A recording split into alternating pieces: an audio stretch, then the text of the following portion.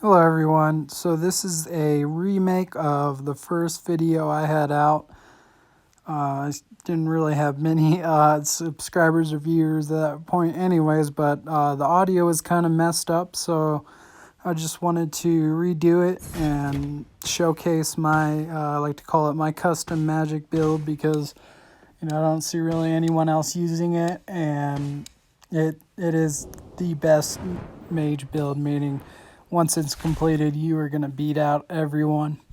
And this is a perfect game to show because I think there was 3 other mage builds or 2 using mage and veil. I'm just going to show you that the tankiness and power is going to beat those free levels at the start that the other builds give you. Now this is it's a lot more complicated build than the dragon altar build that I have out right now.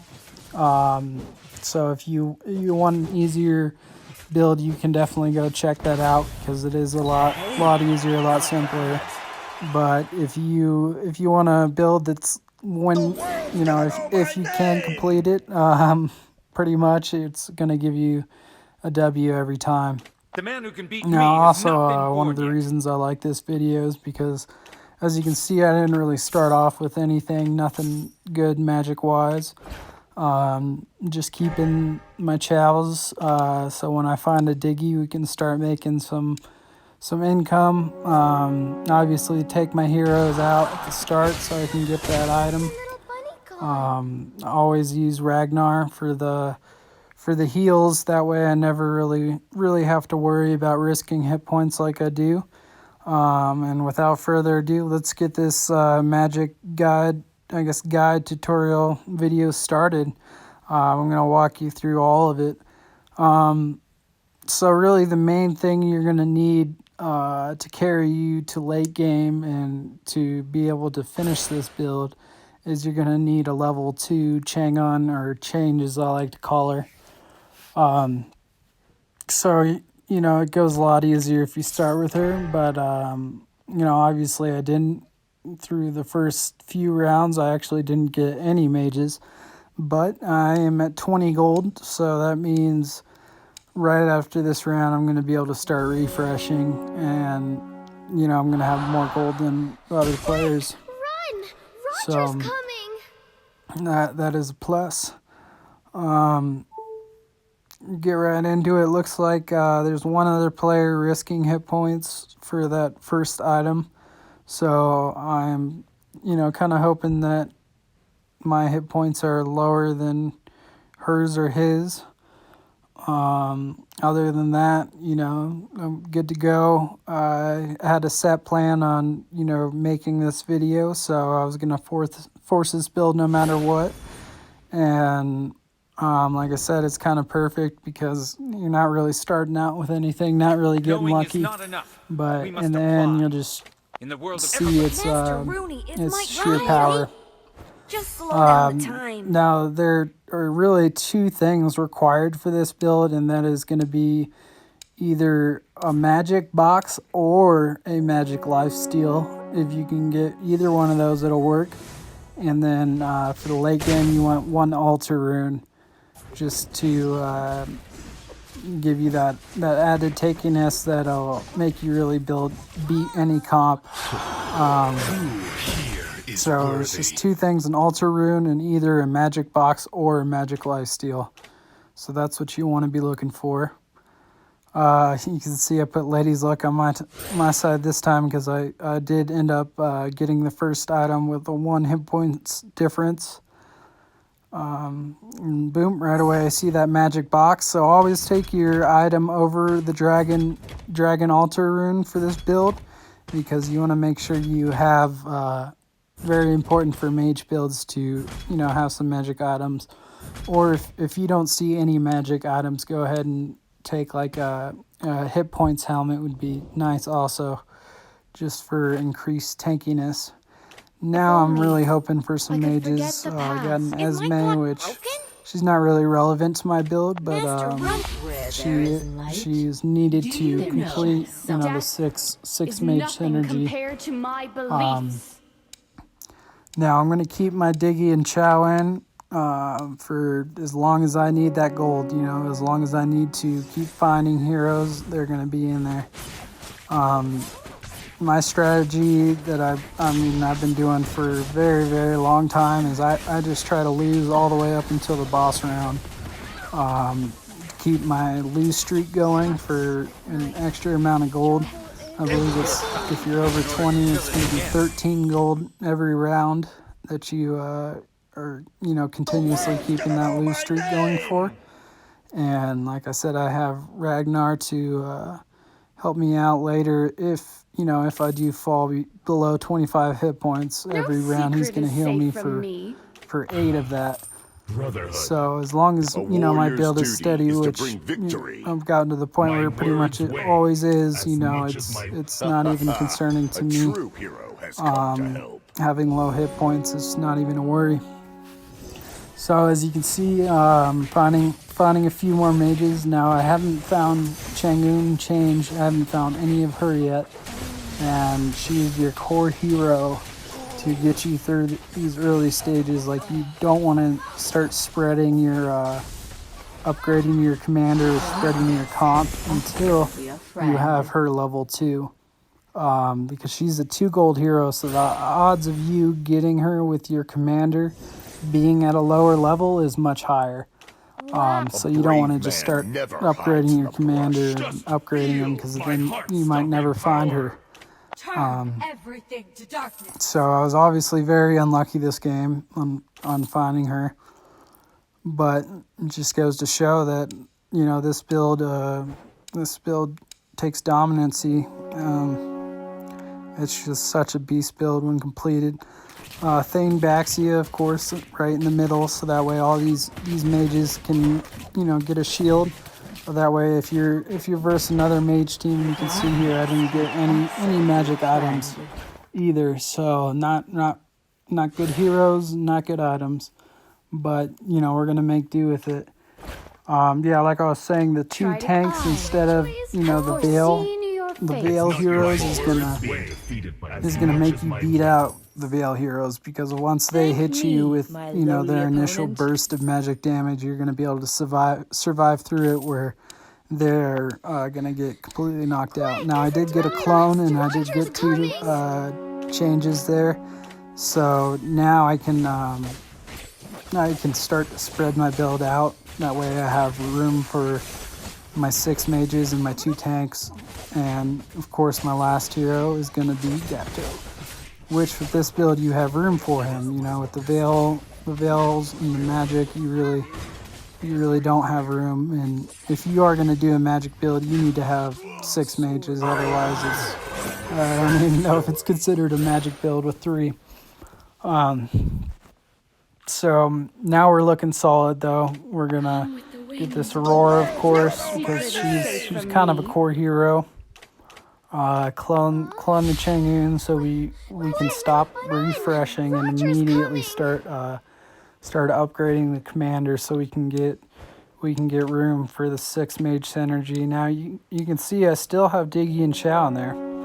That way I'm still getting you know, extra money, and I will keep them and until I have my 6 mages, and I can just replace them real quick, and then, you know, then it really kicks in the build. But you can see right off the bat, as soon as I get that change to level 2, how, you know, tanky they are, and the damage is on. Just having them group like that, you know, positioning wise, I would do it basically just like this. The main thing would be the change, putting her right there and not putting her in the far left corner now, because the Franco will snatch her up if you put her there now. Always have the 2 tanks in the middle, so everybody gets a shield. I like to have the Thane, or that's not his name on here. It's gosh, I'm not sure, but the tank behind Baxia, his Tigreal. There we go. I like to have him in back, so that way he'll live through the initial burst and can get his stuns off. And now we're rolling. We're able to got enough money to upgrade next round, and it's a fate box, so best of both worlds.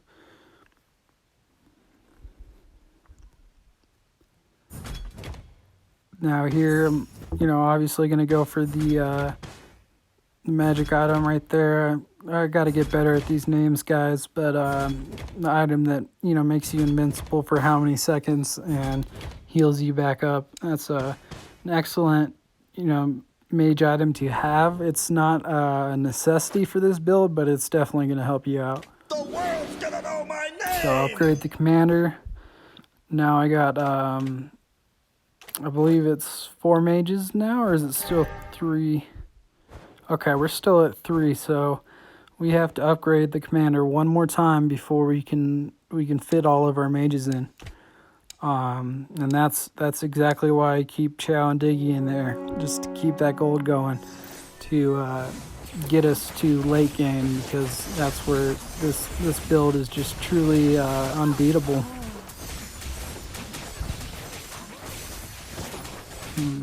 Now we're going against the Veil mages.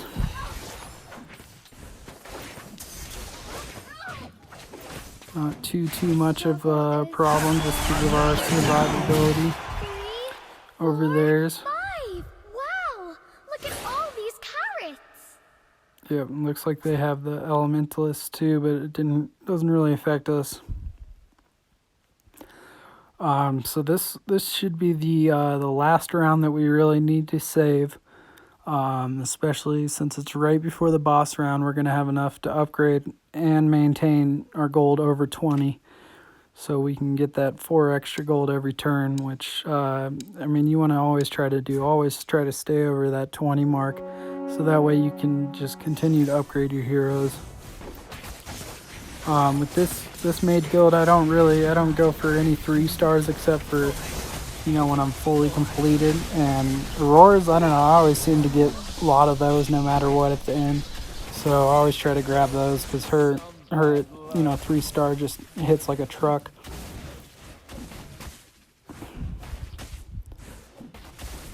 This guy was at 90 hit points, and we got him without our build being completed. Without the 6 mages, because 3 mages is only 35 or 40% damage, and then 6 is like 110 or something like that. It's just a huge boost. I believe I clicked the mage energy at some point to show you the exact numbers, but it's somewhere along those lines, so it's a boost of so much more damage. And the good thing about Tigreal and Baxia is they're both mages also. Their skill damage is based off magic damage. So they're not only are they supplying tankiness to every single hero, smashed up, grouped up in there, but they're also dealing magic damage. Now I got lucky here, got a magic lifesteal. So now I have a magic box and a magic lifesteal. So I am pretty much pretty set. Those 2 items. I believe I got a clone there also. I think I took.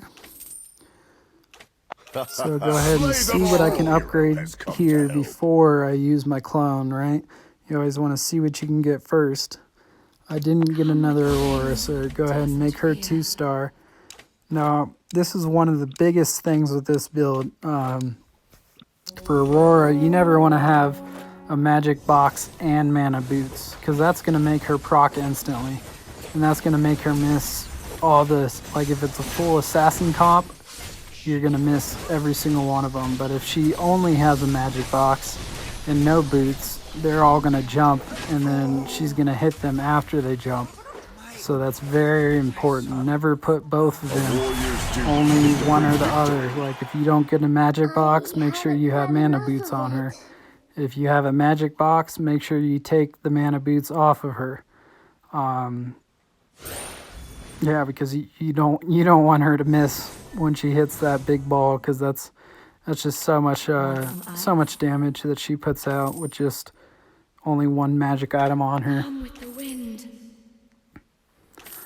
And I think I still hadn't found my 6th mage, and I was looking for it for a while. As soon as I do find it, though, you see I switch out the Chow and the diggy and just sell them because they're no longer needed.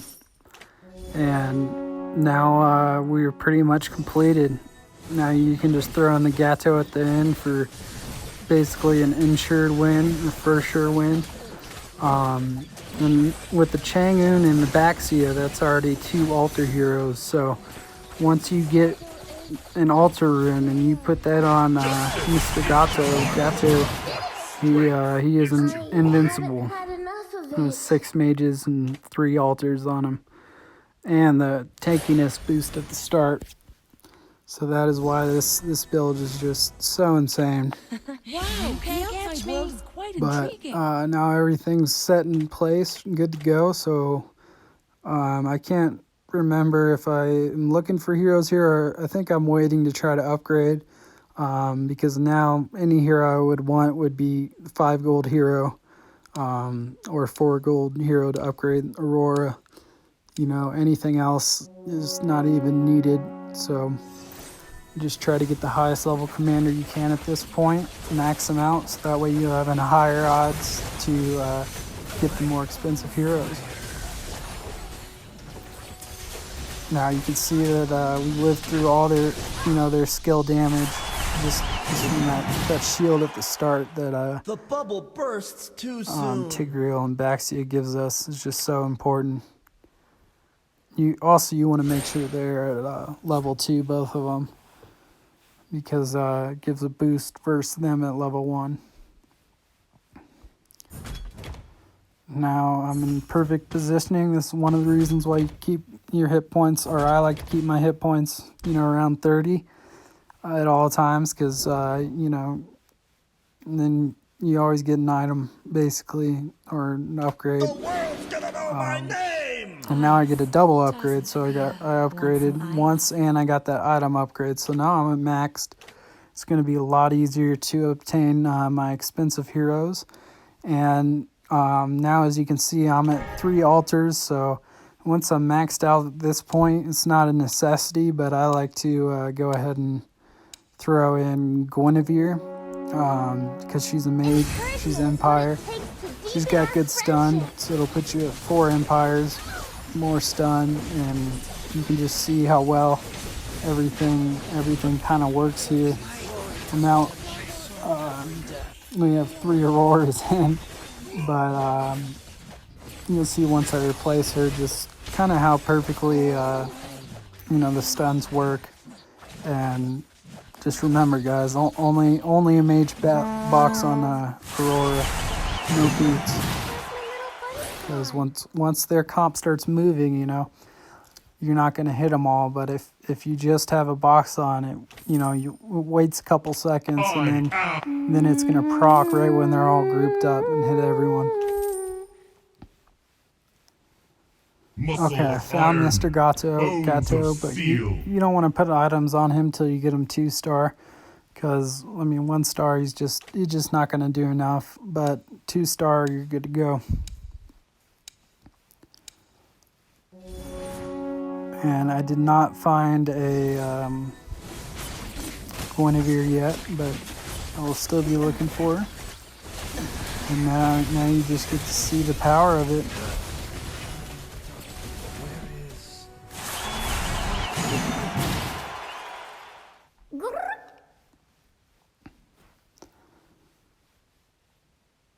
I always like to put that the red mage up front.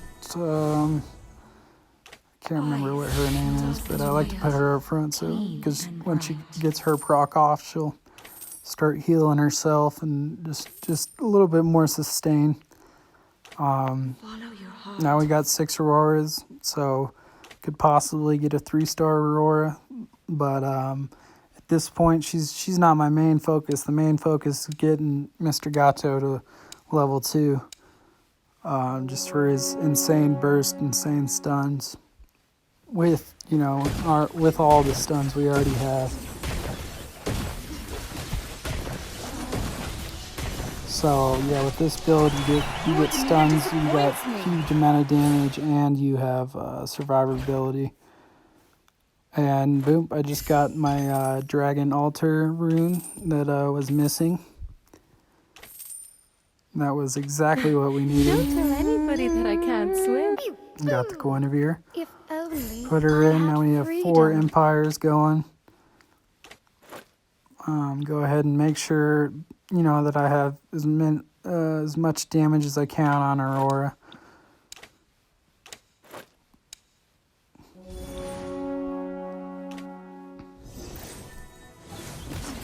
And then we're going versus the Veil Mages. Looks like, you know, they got like the 3-star Chang'e, 3-star Harith.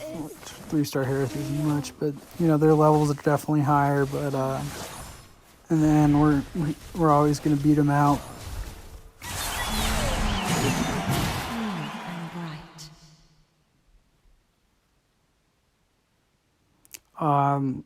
In this game, it was pretty late to get everything going. So this is one of my more unlucky like re-rolls. Unlucky on finding my heroes I needed. But I think that's, you know, one of the reasons why it was a perfect game to show. Just shows that this build, if you can learn it and complete it, you're gonna be getting a ton of points. Do you know? No pain, no There's gain. one more Gato. I'm gonna keep rolling here. If I would have saw him, I would have sold those Auroras. But we did not get one. Encouragement is what it takes So to now, deepen our really, I'm just friendship. hoping that it lasts another round or two, so I can complete my build basically, because it's just so sweet to watch.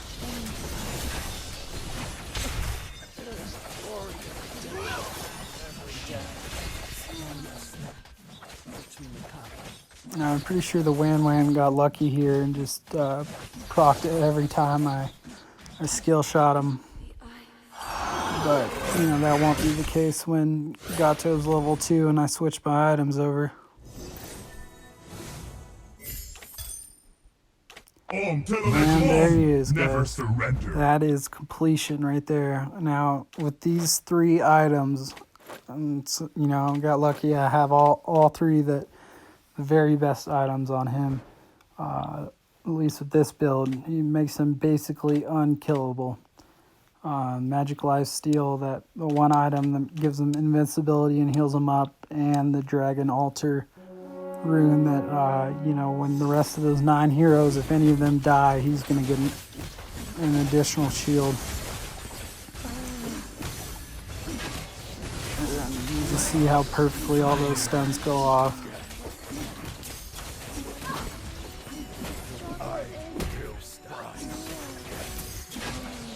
Slay them all. You can see there that I switched my magic boots over to Aurora, so that will have just a little more initial burst damage. But I mean, this game's pretty much sealed and in the bag. Go ahead and get glowing staff or glowing wand, just for a little bit more damage. But like, as soon as you get that Gato in with Altar Rune, Magic Life Steal, he's pretty much good to go. You don't even have to have the that other mage item. You can also put in the hit points helmet, will work just fine. Now you can see here that, you know, he's got the 4 elementalists, the 4 veil, 6 mage. I'll see who ends up on top.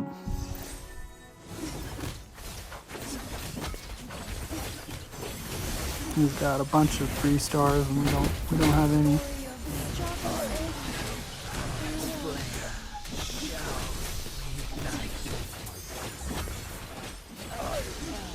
Just look at that heal and the shield he has on him. Like, this build will is gonna knock out people even with the 2 heroes that give you magic defense for your whole team. But there you go, guys. I hope you enjoyed the video, and yeah, please try it out. Thank you.